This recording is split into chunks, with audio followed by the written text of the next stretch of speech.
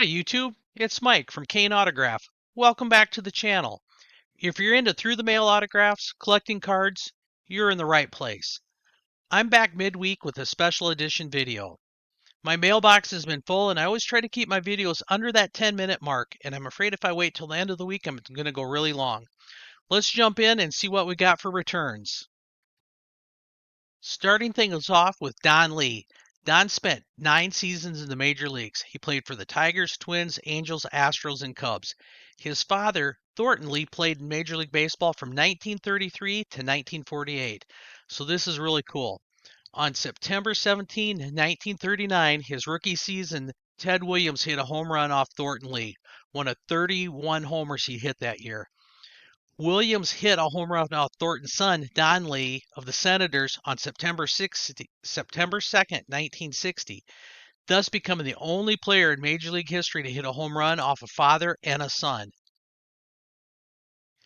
John Butcher coming back with 2 cards. Butcher pitched in the big leagues during the 80s. He played for the Rangers, Twins, and Indians. He does charge $5 a card, but it's definitely worth it to get those multiplayer cards signed. A 1-of-1 return from Wes Stock in quick 10 days. And he pitched in the majors in the 1960s, but his real legacy came as a coach. He spent years as a pitching coach, including 2-time World Series winners with the Oakland A's. Bailey Over return after 556 days. Patience pays off. Overs become a key piece of the Twins' rotation. He's known for his height, extension, and command.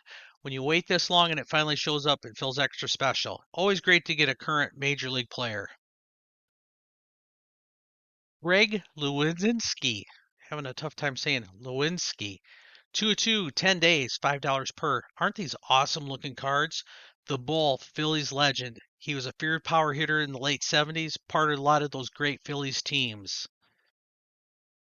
Don Kessinger, Cubs royalty, 6-time All-Star, an elite defender, one of the most respected shortstop of his generation. He didn't put up flashy power numbers, but he's the kind of players that managers just trusted to go out there every day. Terry Leach returned 2 cards in 100 days, and 100 days is a long time for Leach. I've gotten it before. It's getting kind of worried with that triple card out there, but I'm happy to get that back. And he was part of that 1991 World Series Twins team. A 3-3 return from Dave LaRoche in 10 days. Drafted by the Angels in the 5th round in the 1967 draft out of high school, made his major league debut in 1970 and went on to pitch 14 seasons in the major leagues. His time with the Twins was memorable. He served as the team's player rep, and one famous incident had him and Rod Carew almost coming to blows. Baseball clearly runs in his family. 2 of his sons, Adam and Andy, both went on to play in the major leagues. A 2-2 return from Brian Twig Little in 10 days, and he played in 5 seasons primarily as a second baseman. Now he works for the Chicago White Sox as an advanced scout, and he's the brother to former Major League manager Grady Little. John Bacapella signed with the Cubs before the 1963 season, and he smashed it in the minor leagues, hitting .365 for an average with 30 homers in 84 games. He debuted with the Cubs later that year and was eventually converted from first base to catcher. Selected by the Expos in the 1968 expansion draft, he became their primary catcher in 1973. Another 10-day return, 2-2 from Buddy Schultz, former major league player who pitched for the Cardinals and the Cubs. He holds the NCAA record for most strikeout in a game. April 3rd, 1971, while playing for Miami University, he recorded 26 strikeouts. That's pretty amazing. 3-3 return from Richie Zisk in 10 days, and he charges $5 per. 2-time All-Star, played for the Pirates, White Sox, Rangers, and Mariners. He broke in with Pittsburgh in the early 70s, hitting over 300 in back-to-back seasons. Best year, 1977 with the White Sox, when he had 30 home runs and drove in 101 runs. A 3-3 return from Jay Howe in 10 days, and he was a longtime major league reliever who played for 8 teams from 1980 to 1994, including the Yankees, A's, Dodgers. He was a 14-year career, won World Series with the Dodgers in 1988, three-time All-Star, pretty solid career. Doug Rader, nicknamed the Red Rooster, played from 1967 to 1977, one of the best defensive third basemen of his era. He won 5 straight Gold Gloves with the Houston Astros from 1970 to 1974, finished his career with over 1,300 hits. Pretty solid. Rick Rennick played 5 seasons in the majors with the Minnesota Twins from 1968 to 1972. He played at third base, shortstop, and the outfield. He made an immediate impact by homering in his first major league at bat. After his playing career, he served a longtime coach in management, spending over a decade in coaching staffs, and he was the third base coach on the 1987 World Series Twins.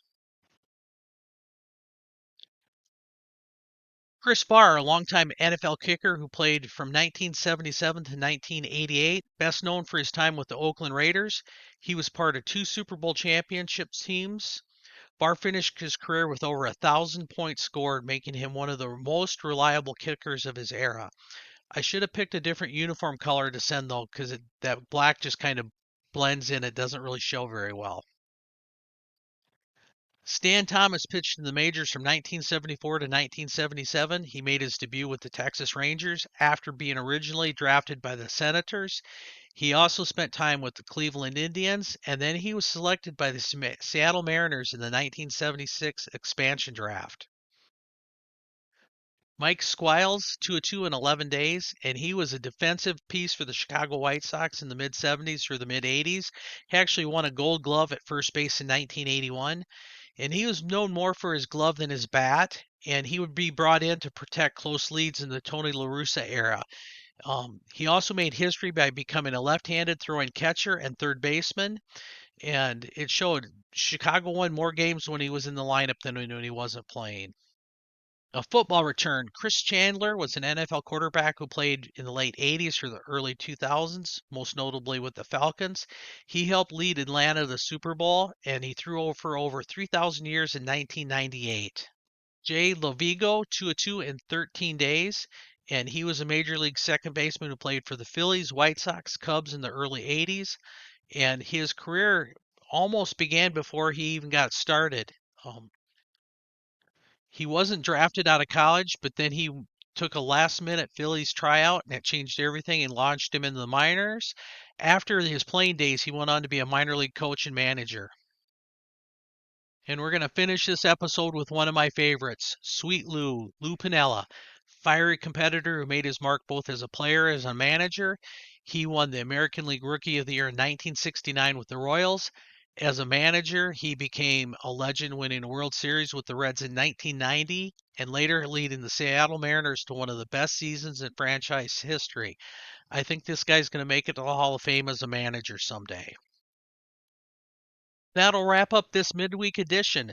Tell me which one was your favorite, and we'll see you Saturday.